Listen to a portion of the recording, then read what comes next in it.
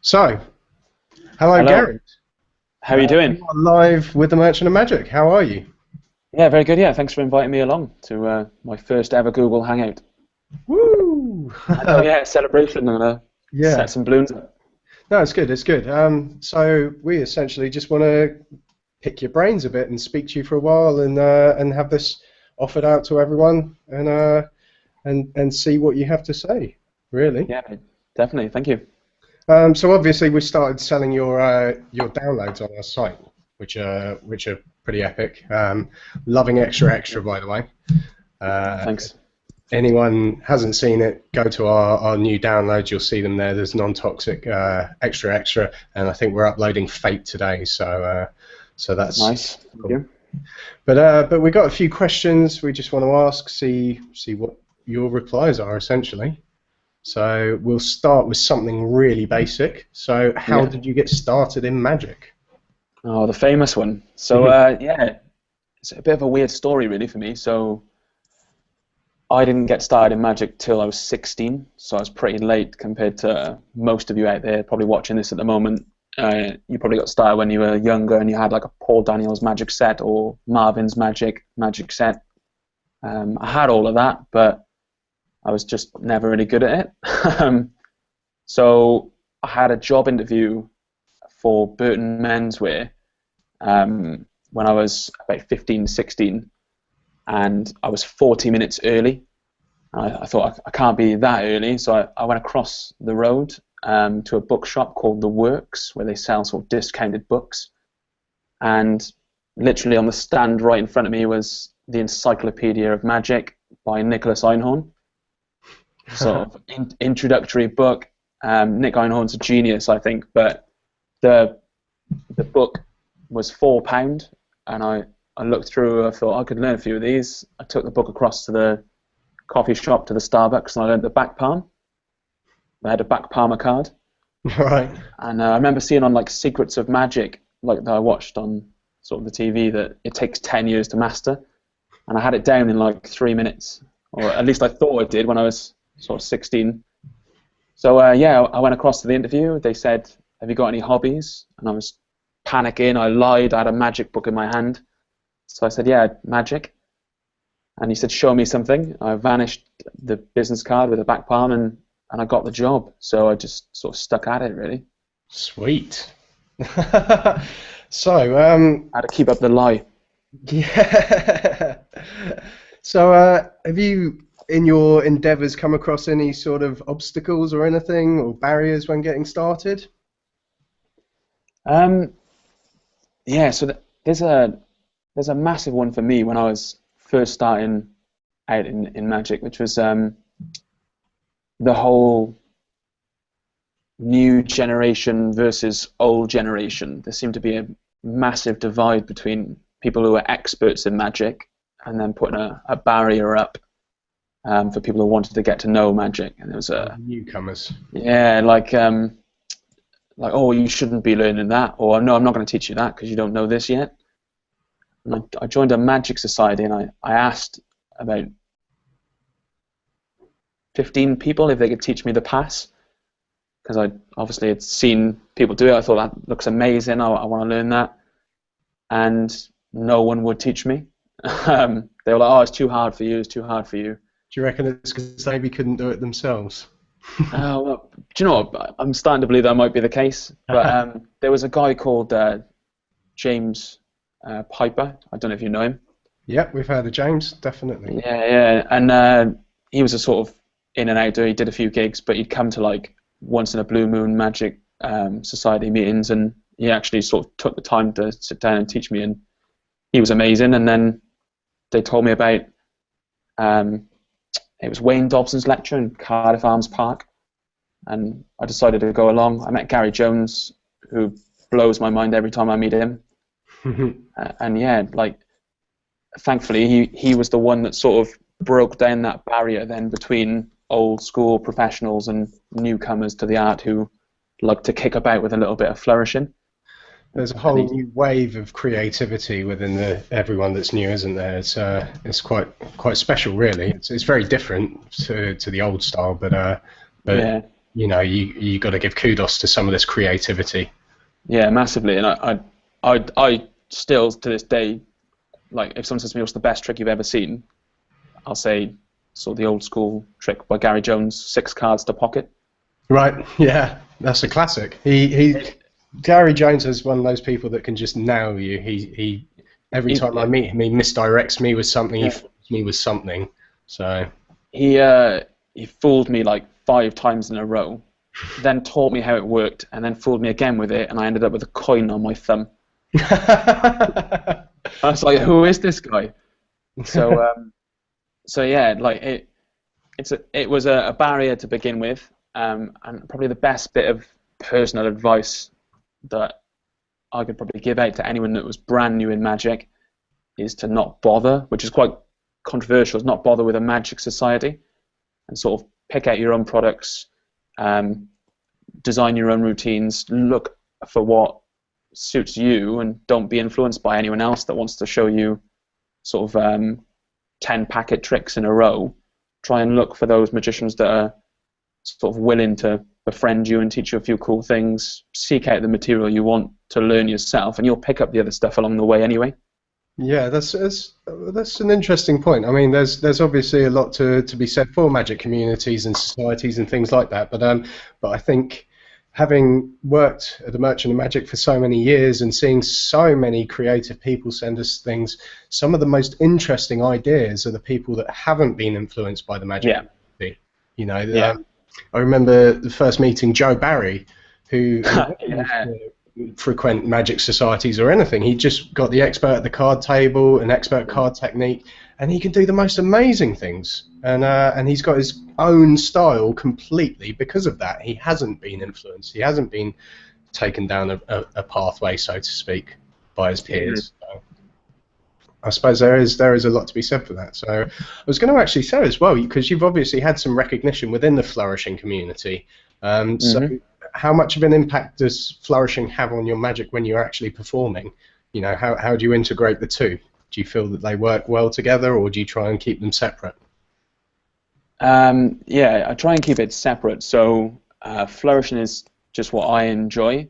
It's therapeutic to sort of mess with the deck of cards, and obviously for anyone interested in Flourishing, you'll know me from the community, from the Blackpool videos, any London cardistry videos, anything tutorials-wise I've put out myself. Sure.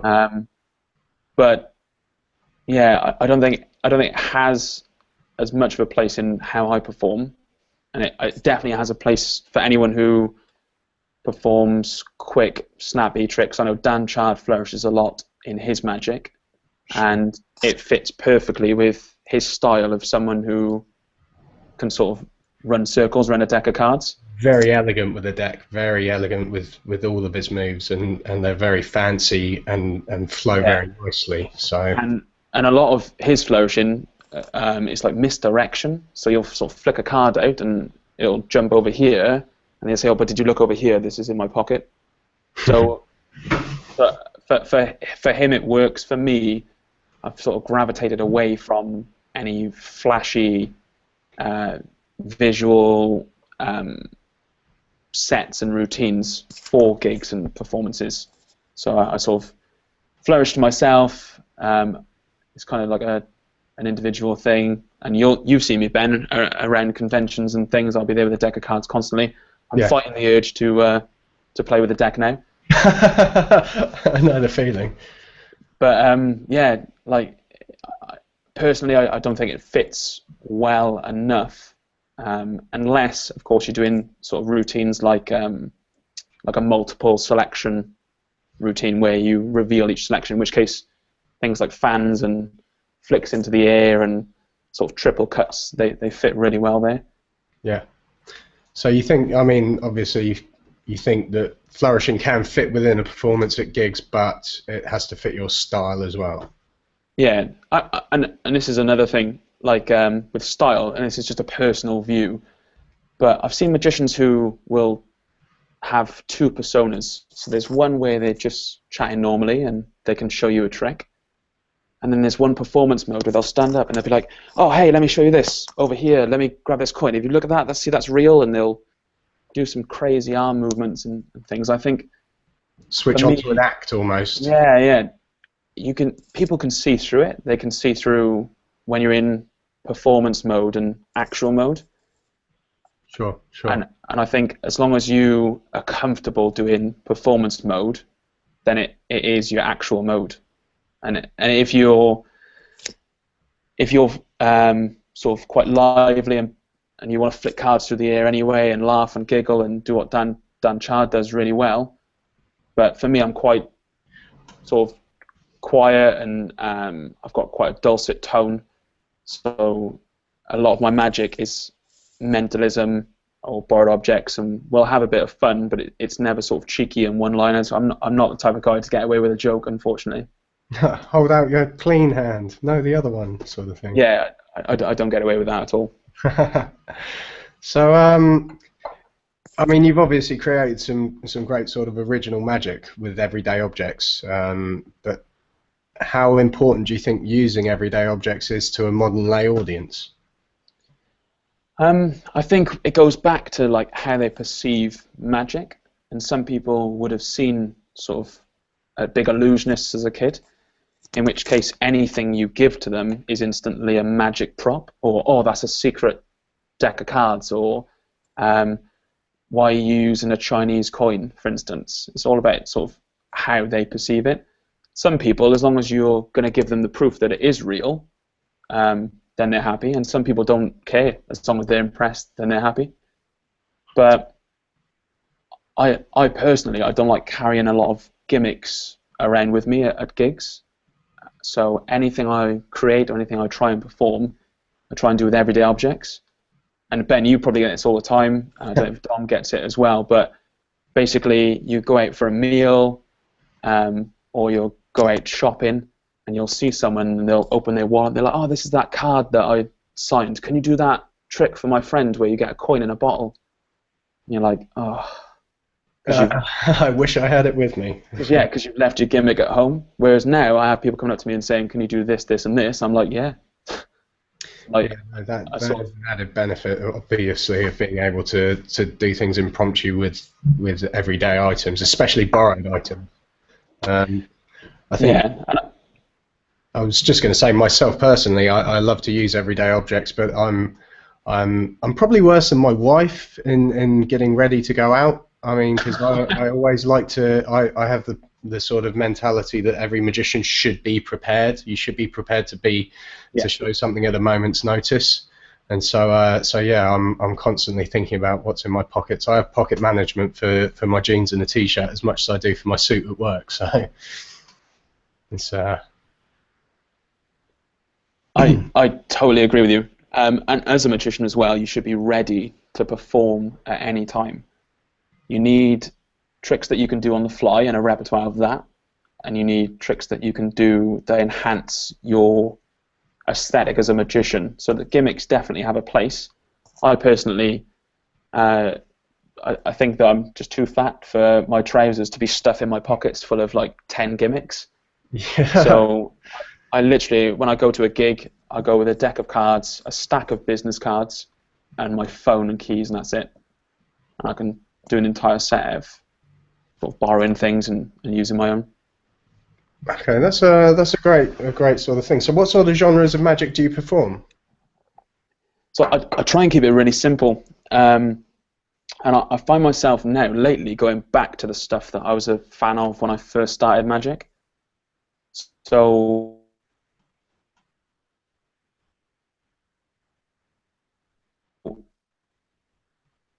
when David Blaine performed it on his special, and I find that it kind of like merges the barrier between gambling and magic enough for them not to be put off by you doing a trick.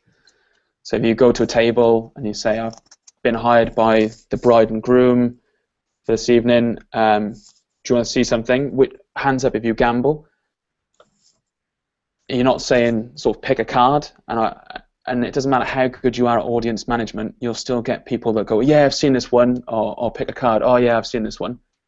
So it's better to go in, I think, and I find myself going back to those, which is like 2-card Monty, how many of you gamble, and then I'll show them something, and then it's magic, and then they want to see more.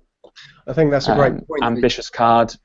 I was Can't just go wrong. sort of beginning by asking a question to somebody that's a little bit irrelevant. Well, not irrelevant, relevant to what you're doing, but not, you know, do you like magic? Do you want to see a magic trick? You're actually asking them something about their interests, which instantly draws people in a lot more. If I'm going to do a mentalism routine, I might ask by saying, you know, do you know the difference between mind reading and influence? And then people are genuinely like, oh, and they start thinking about it, and you engage them instantly. So that's an interesting point. So yeah, I agree, and I think that some people as well, it puts a lot of pressure on you. It's like a challenge if you go straight in there with a magic trick.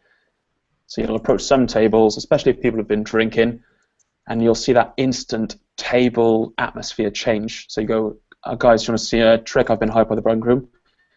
And then you get like a few alpha males go, sit back, go on then, like, and then it's like a challenge. It's like them, it's table versus you, rather than sort of you going over and joining in and sitting down and sort of showing them something pretty cool that they're not expecting till the end.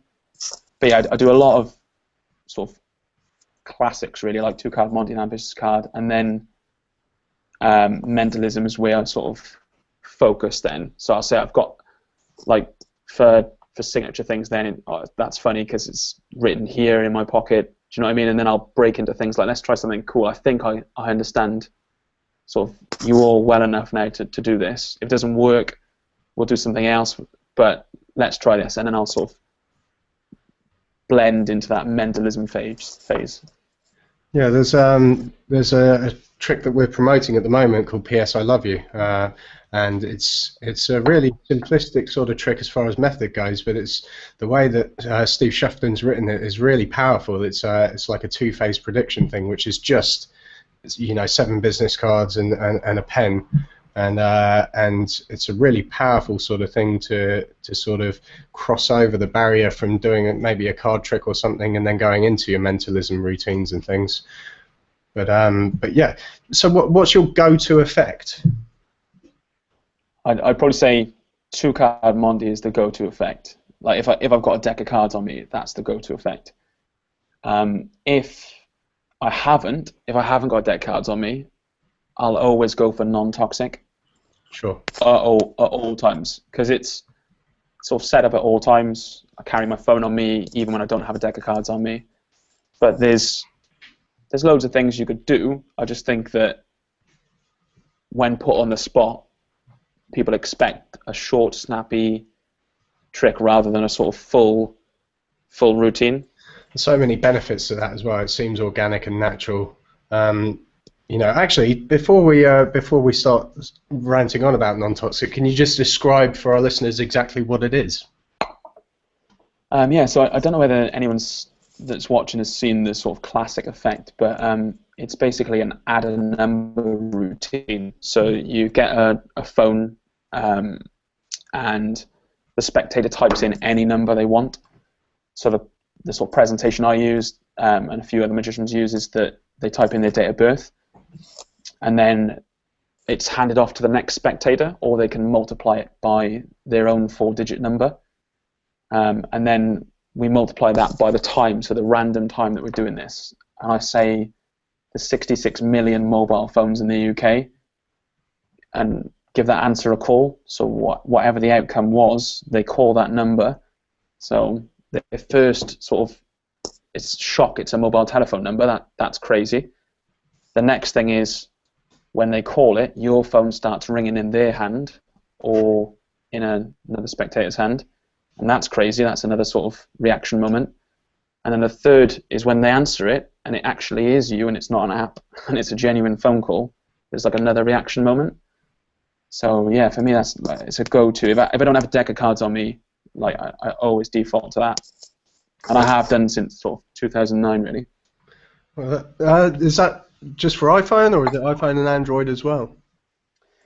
Yeah, so it was initially just an iPhone effect, and then um, I bought an Android device and sort of came up with a way to do it on Android as well.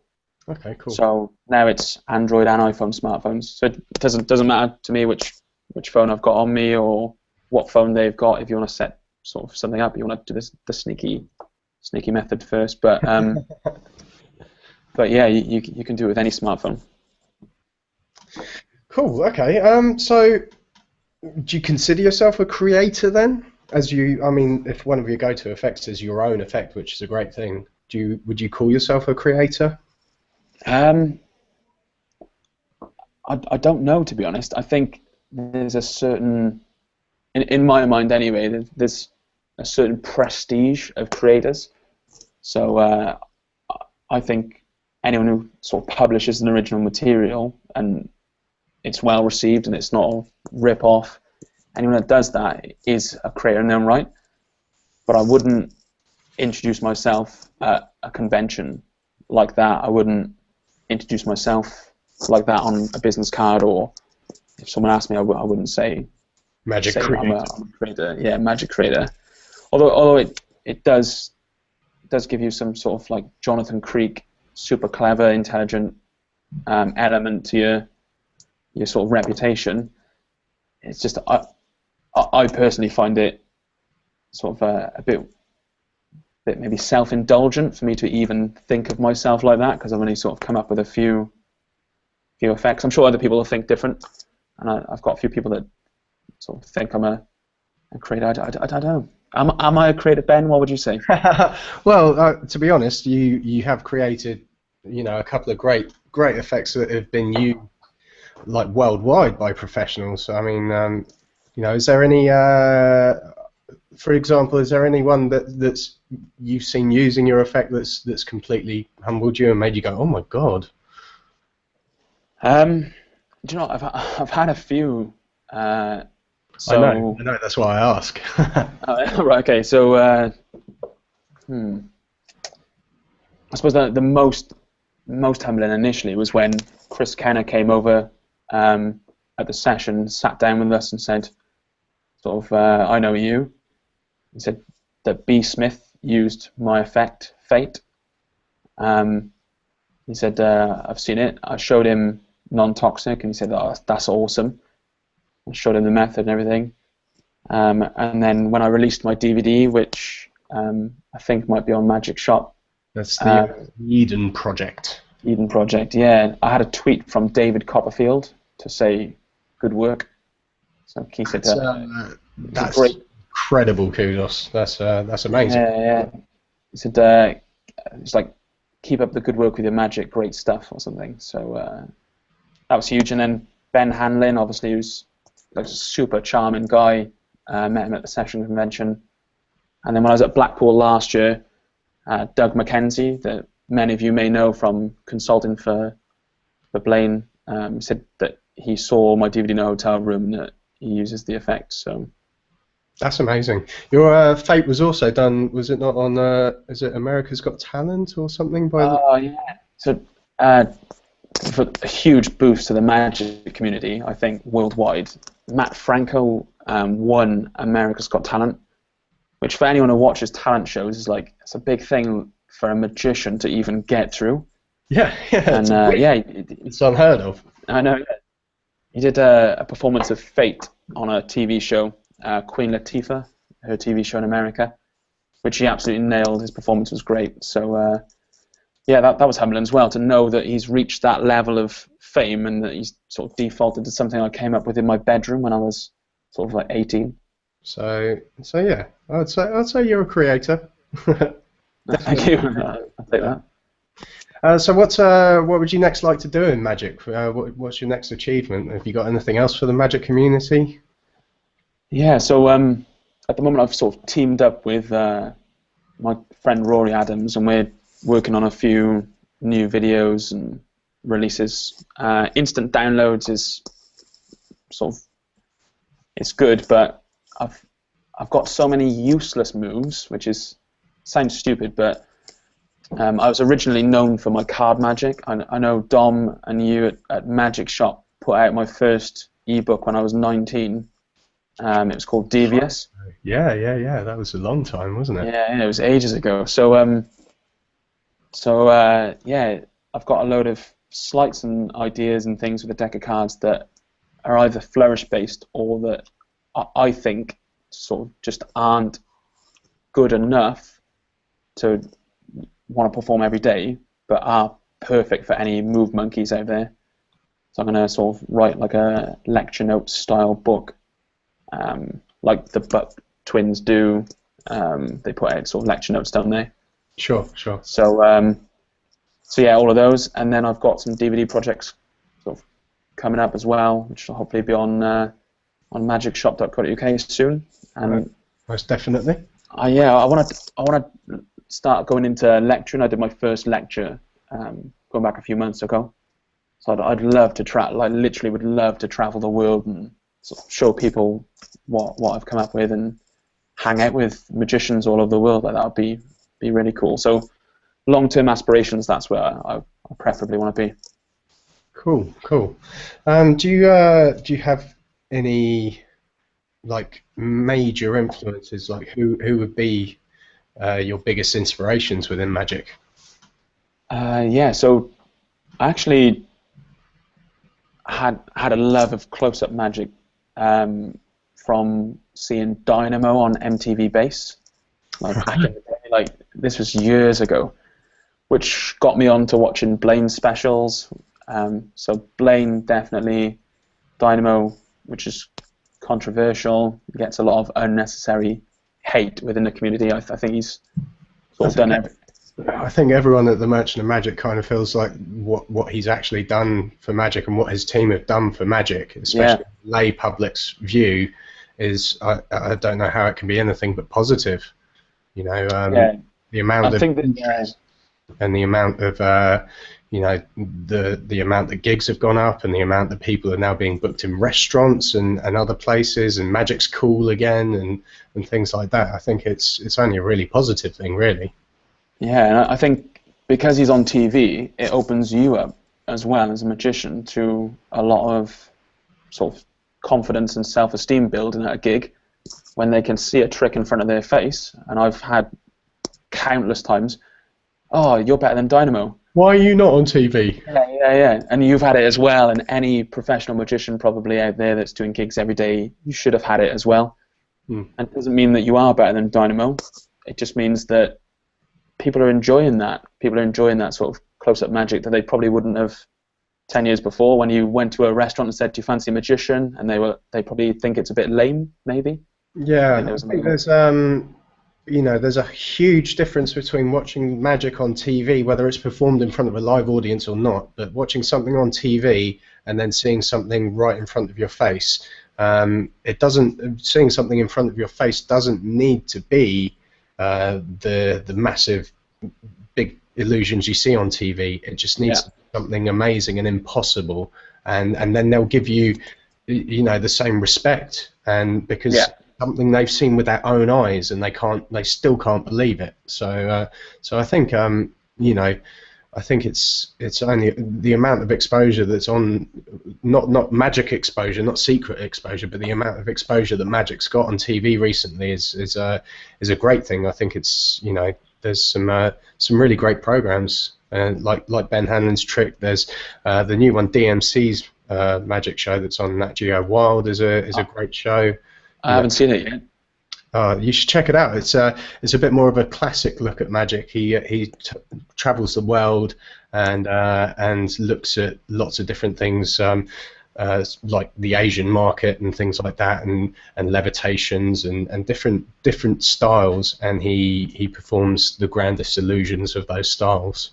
But yeah, it's you know, I think also the way that the media's come on, it's able to film magic in such a grand scale, and it looks so great on TV now. It's not just in a studio sort of with a live audience and a couple of big clunky cameras. You know, it's very dynamic now. So yeah, I think as well, like sometimes people, like I see on message boards and forums and Facebook groups and things, we got Dom. Some people are afraid of it. Hey, hi. Oh, hey, Not to interrupt. Carry on.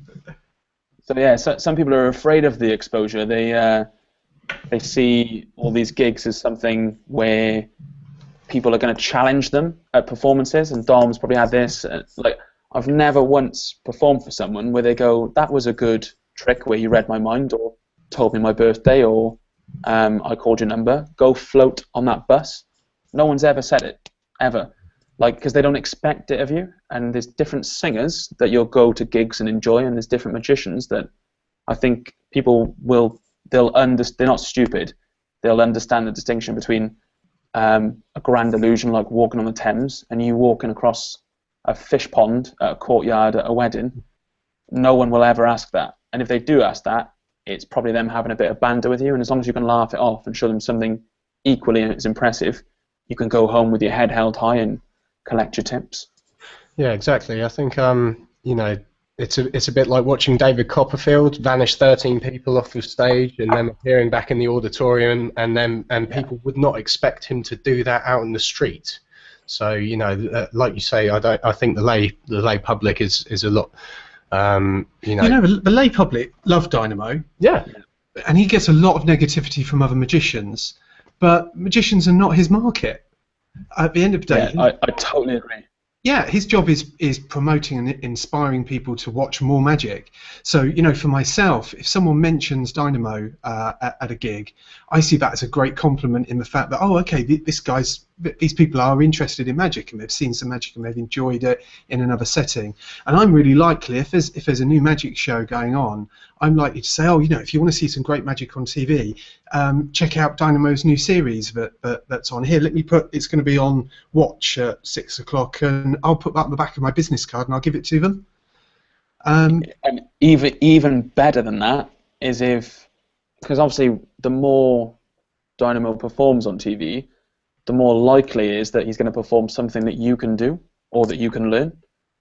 So there's an option there. If someone says, "Oh, I love Dynamo," it's for you to go, "Oh, have you watched his last series? Let me show you something that we can both do. Check out this. This will impress you more now."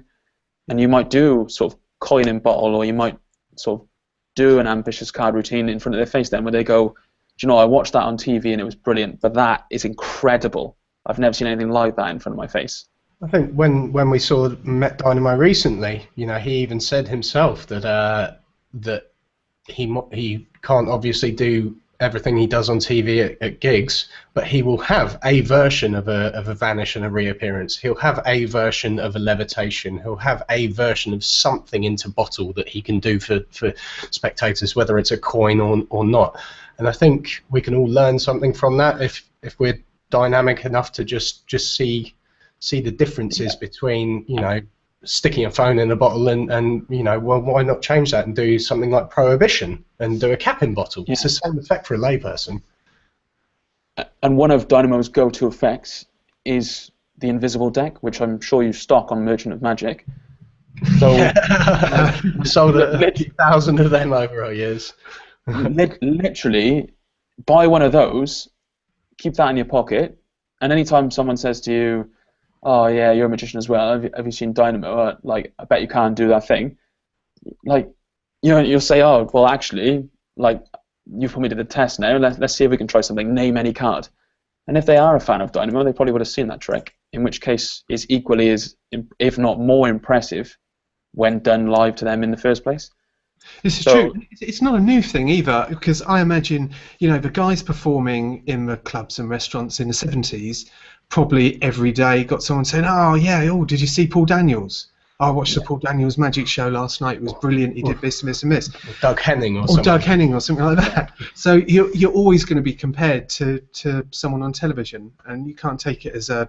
I think the problem is a lot of magicians see Dynamo performing, and there's a lot of tricks that they feel that they could do as well, and therefore they're like, "Well, why is he on TV when I can do magic just like that?" And the tricks which are designed for television, they're saying, "Well, I couldn't possibly do that, so that's not fair." So it's kind of a lose-lose. They're saying, "Well, I could do that if I had the team or the budget or something like that." But that's an interesting point, which is, don't be afraid to say no. If someone says to you, "Can you get my phone in a bottle?" No, no, I can't. I haven't learned that yet.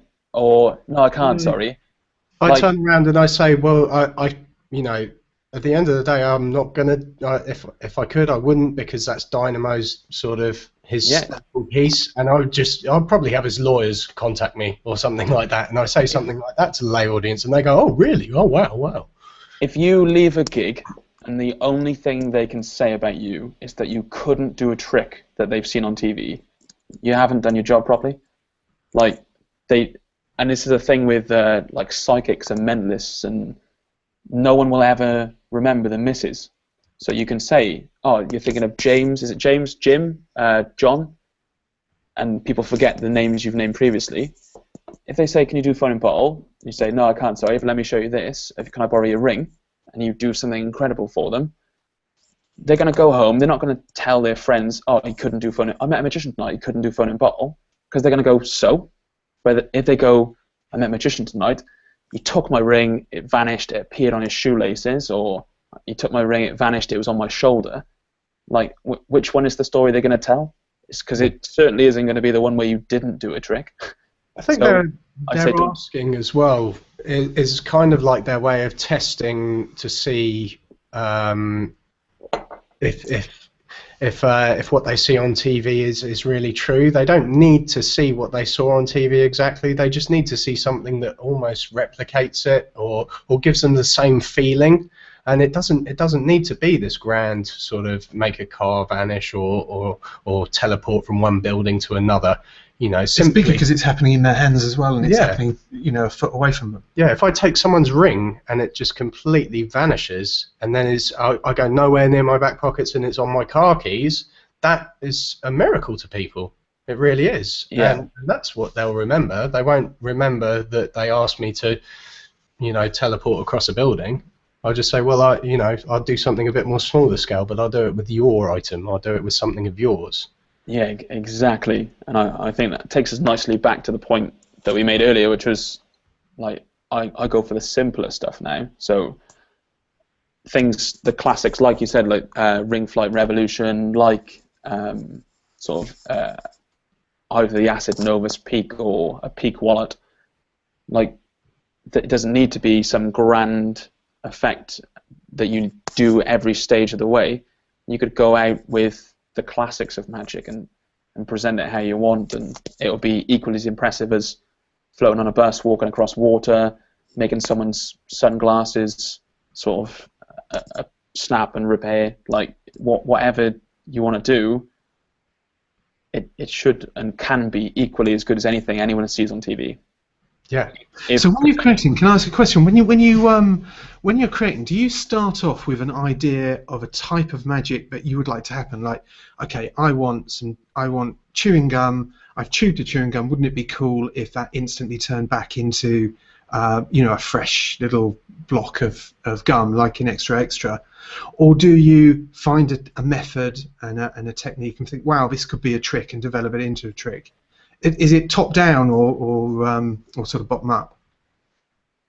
And yeah, it's kind of like top down. So with Extra Extra, I was just actually a really big fan of Sticky Situation, and then I got asked to perform it when I didn't have the special item on me, so that I just developed really a solution for the problem, which is Sticky Situation Impromptu, which for me is sort of is the solution to the problem, which is that I didn't have to then carry that particular item on me at all times. And then the same with the sort of non-toxic method, which is that I went to gigs and people would be drunk or they'd be familiar with the phone, so you'd do the setup and then they'd go, oh no, sorry, I made a mistake, and they'd cancel it off. It would totally ruin your setup. And I thought, right, how am I going to fix this? And I sort of approached it with a problem, and a lot of my magic is sort of like that now. It's like I'll create something based off a problem. So I've got a sandwich effect called Fly, where their signed card is sort of sticking out of the deck, and they're already holding on to the sandwich cards themselves, and they can see it vanish in someone else's hands before it appears over there. And that was just to solve the problem, which is that you square a card in. Oh, that's your selection. Hold on to these two queens for me, and then, oh, look, it's vanished. I wanted to sort of break that timing, really, and for them to go, oh yeah, but I actually saw it, and I was already holding on to these. So a lot of it is like problems.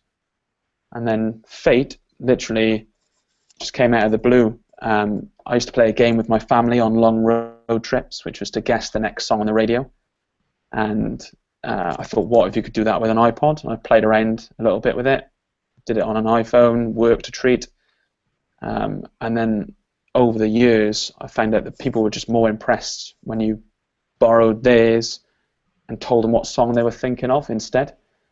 So it kind of sort of developed it into being that rather than what I wanted. But that was like a top-down, that's what I wanted to achieve, and the others are just fixing problems. Yeah. I was going to say, I think, you know, if anyone's watched some of your tuition videos and things, the actual detail that you go into, the motivation of everything is really, really well thought out. So, you know, how do you just develop that over time through performance, or is that something that you want to hash out before you even take it out for a run? No, I and this is advice I'd give to anyone in Magic or anyone, which is so, again, controversial, so I'm sorry guys if this is going to bring you some heat, but I say perform to practice, don't practice to perform. So you need to get out there and do stuff, and you'll learn way quicker. You'll learn where people instantly look whilst doing an effect, and you'll learn then how to misdirect people even better. Or you'll learn all the problems and things that people will naturally say whilst performing.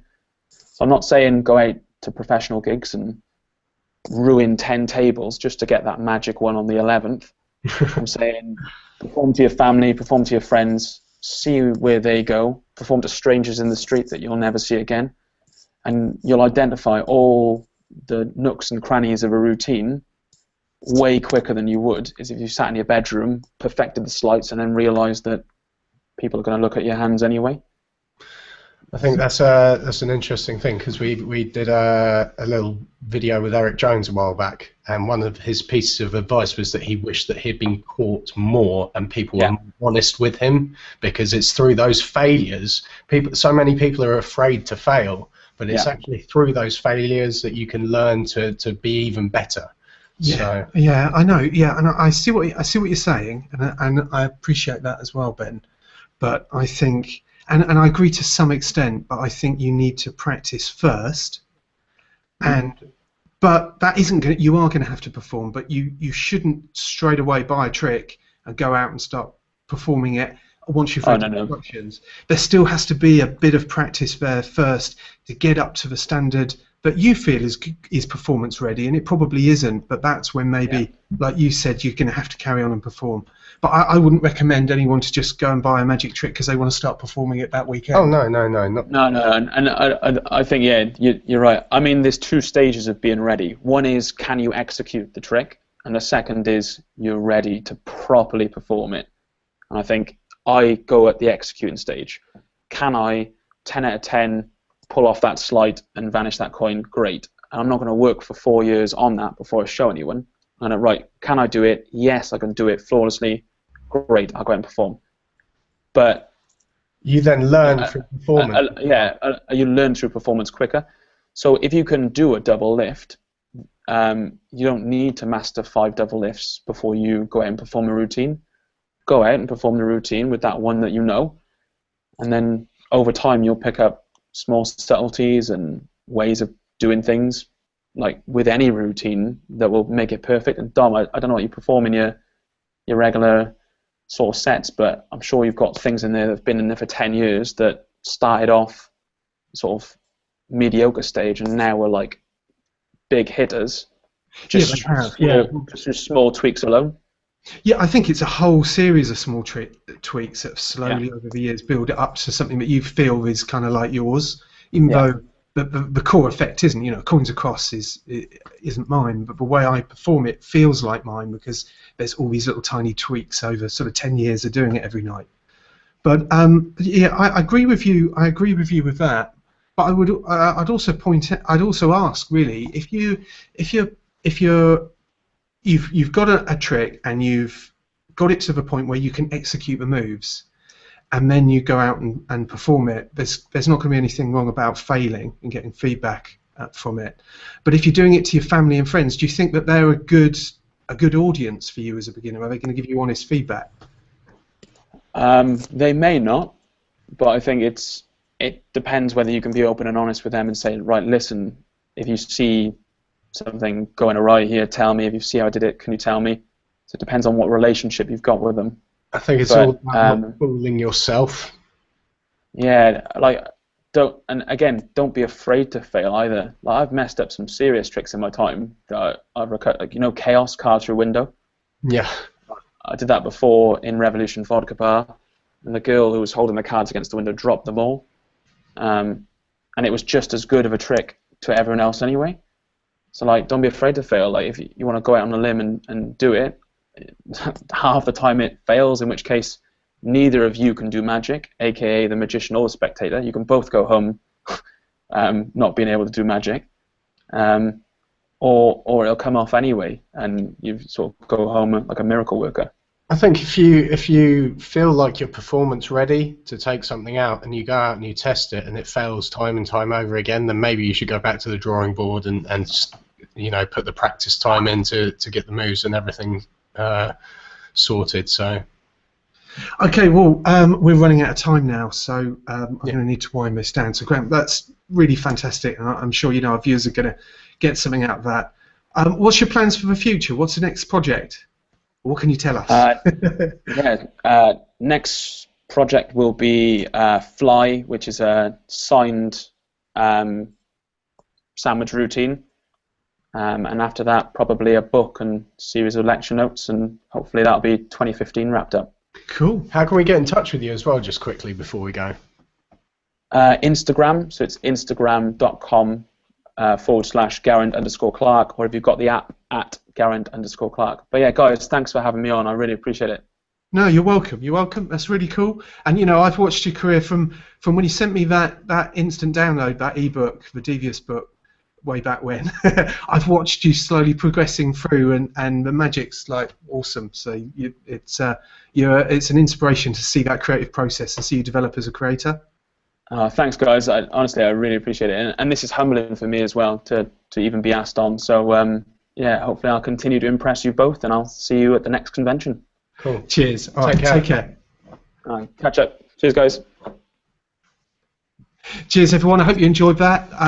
If you've got any problems or questions at all, shoot us an email over at support@magicshop.co.uk, and check out the blog as well, which is blog.magicshop.co.uk. Also, check out extra, and we'll have fun there as well. We've got a whole range of magic as well from Geraint, so check it out because it's all really good stuff. That'll all be in our new download section, by the way, which is on the left-hand side of the web page. So cool, yeah. And what's good in a magic shop this week? Well, we got coming in. We've got P.S. I Love You, which will be in sort of, I think, the next couple of weeks. Yeah. Which is a good. Geraint was talking about real simple sorts of things, but that are hard hitters. This is a real simple sort of mentalism routine, really direct. This is stripped right down. So literally, you just have a pen and 7 business cards. So if you're ever at a gig and suddenly you need some material, or you want a bit of mentalism straight off the fly, if you've got you should have some business cards. You're ready to go, basically. Yeah, it's a great sort of crossover effect as well from doing sort of card magic and magic tricks into mentalism, because it's the first phase is essentially you write a prediction, they choose any one of your business cards, and that prediction matches what's on the business card. So, and it's a very fair display. So that's one to look out for, certainly. When's that being released? It's December, isn't it? The 1st of December is the scheduled date at the moment. Obviously, that could be due to change if there was any issue with the post, but that should be in on the 1st. So Fair Play. Fair Play is love the gimmick on that. Yeah, the Fair Play is one of these little gimmicks that it's a little key fob that has a prediction for a banknote, a coin, and a card. So the spectator places one in their pocket, and you have one, and they have one, and the key fob matches that prediction. It doesn't matter where they put it. It doesn't matter how many times they change their mind. And it's one of these things that came into the shop, and when we first played with it, we were like, this is cool. This, you know, when you get something really, really good and you instantly go, I'm having one of these, we know that's a great sort of effect. And so the US version is out at the moment, which says bill instead of banknote. Would you bother with that if you were in the UK, or would you wait for the UK version? You know, it's not. It really depends on you as a performer. If you feel like you have no problem justifying that, you could just have a dollar bill in your wallet and hand it to them and use that. You know, but if you really want to use borrowed items and not have to justify, then you might want to wait for the UK version, which is just a few weeks off. But yeah, I mean, I don't think it's all about you. If it's something which you don't feel is a problem, I know lots of our customers haven't had that issue, and they're like, I don't mind at all. So I think it's all about you and how you feel you can justify things. You were talking to me about you know, the process. Yes. And this is a perfect trick, maybe to use some of the information in the process. I don't know if you guys have watched that DVD by Andrew Gerard. It's not a new DVD, but it has some fantastic thinking about drawing your audiences in. So yeah, it's I mean, check that out anyway. There's so much new stuff you forget about the older stuff. So The Process by Andrew Gerard, great DVD, it's not full of tricks, it's got a couple of tricks on it, but the thinking behind it is insanely good. So I highly recommend that. Yeah. And that would obviously, we were talking about fitting that presentation style into Fair Play and getting people hooked on your presentation with Fair Play. So yeah. Cool. Right, cheers. We better wrap up. So thanks for watching, and do check out the blog, drop us an email, and give us some feedback about this video. All right. All right, cheers, guys. Take care. Bye-bye.